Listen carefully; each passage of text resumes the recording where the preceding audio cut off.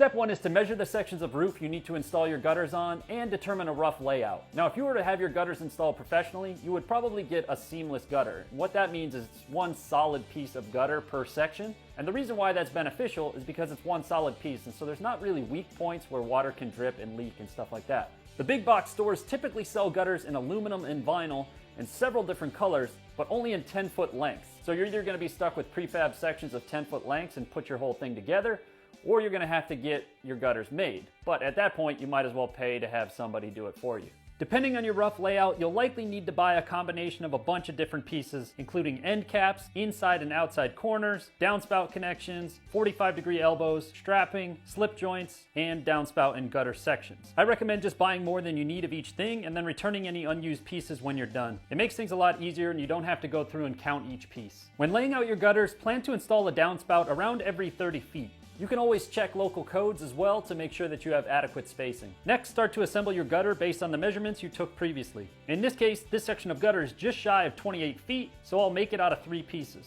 At each joint, you'll need to connect the 2 pieces of gutter. Now, you can use these slip joint connectors where one piece of gutter slides into each end, but I find it really difficult to make them watertight even after adding a bunch of sealant in here. And I also find that they become a really weak point of the gutter because they don't overlap. What I choose to do instead is to actually just cut back a few inches on the front lip of the gutter and then slide the other piece inside in the direction that I need the water to shed. So the piece that you cut is always the outside of the 2 pieces you're joining together. To secure them together, make sure to put a nice thick bead of sealant. I'm using this DAP clear sealant, which is specifically made for this application, but you can also use silicone if you choose to. And then you can use multiple ways to fasten them together. If you have a rivet gun, this is the perfect time to use it. Pre-drill a hole and then place the rivets in, and then tighten them and snap them off. If you don't have a rivet gun, you can also buy gutter screws to secure the pieces together. I find 2 screws or rivets on each side on the top of the gutter work well for holding everything together.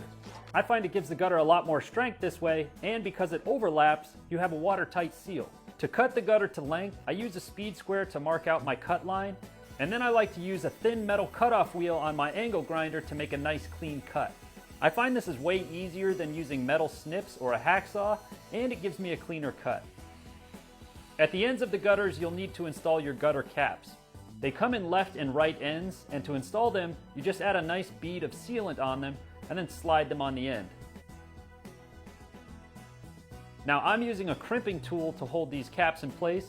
This tool puts a little divot on one side of the metal and presses it into the other piece to create a really tight hold. Now if you don't have one of these, which I'm assuming many of you don't, you can just pre